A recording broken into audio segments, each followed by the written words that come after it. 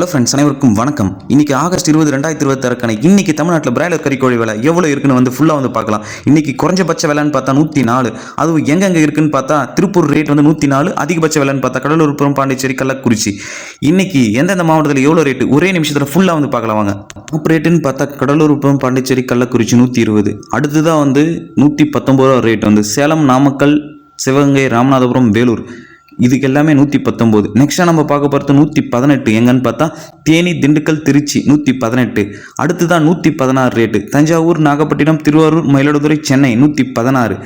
நெக்ஸ்ட்டாக நம்ம பார்க்க போகிற மாவட்டங்களோட ரேட்டுன்னு பார்த்தா கோயம்புத்தூர் 112, மதுரை 110, நீலகிரி 109, உதகை 109, தென்காசி 107, லாஸ்ட்டாக ஈரோடு 105.